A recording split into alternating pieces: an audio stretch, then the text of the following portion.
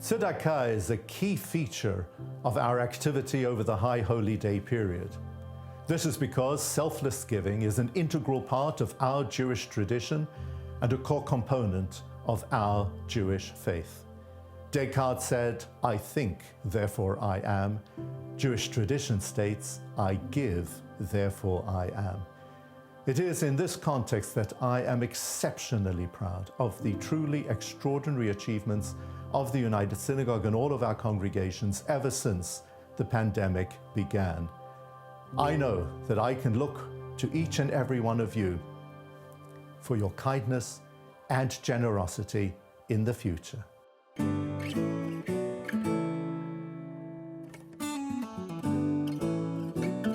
In the year during which we should have been celebrating 150 years of the remarkable history of the United Synagogue, it was with great pain and sadness that we were forced to close the doors of our shuls in March.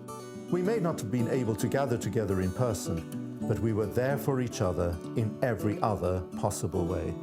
Over 1,000 volunteers from some 60 United Synagogue communities made sure that the most vulnerable members of our community had food delivered to their door, including ready-made Shabbat meals, to ensure that even in those darkest of days, a glimmer of light endured.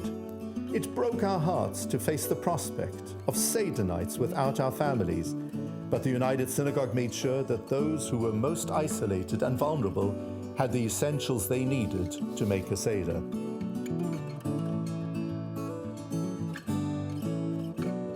An emergency helpline was speedily set up for members who were alone and anxious.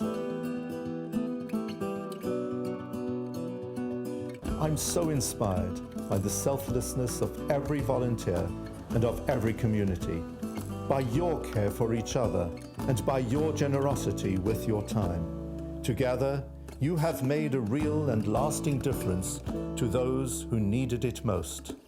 And now we can begin to look forward to the future in which young people can come together for tribe activities, and when we can all pray together, learn together, and socialize together. The United Synagogue can look forward to its next 150 years and its place right at the center of UK Jewry. And each of its wonderful communities can look forward to the day on which our shuls will once again be full. A very happy and most importantly healthy year to you and all of your families. And thank you for also thinking of other families in need at this special time of year, even though it's going to feel very different this year. It's been a year like no other. We've all been affected by this terrible virus that swept through the world, causing untold damage and tragic loss of life in its wake. Many of us have had family members face illness or even sadly death, and others have seen a threat to their livelihood. But the most vulnerable in society have been hit the hardest. And as ever, here in Muswell Hill, our Kol Nidre appeal is about taking the opportunity to support those who need our help. We've chosen 3 charities to support, as always: a charity in Israel, a Jewish charity in the UK, and a non-Jewish charity here in our local community. In Israel, we've chosen to support the IDF Widows and Orphans organisation, who make a difference to families who have lost loved ones in the army or security forces.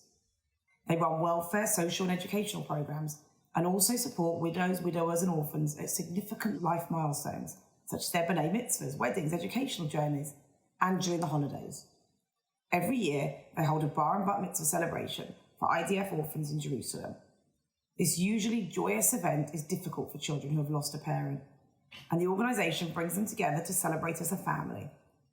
They also provide them with a once-in-a-lifetime experience in which they get to meet the President of Israel, visit the Kotel, and enjoy a day of joyous celebrations as they welcome adulthood. This year, close to 50 orphans will be celebrating their bar and bat mitzvah, and this comes after several months of uncertainty, isolation and remote learning because of the coronavirus pandemic, making this event even more special.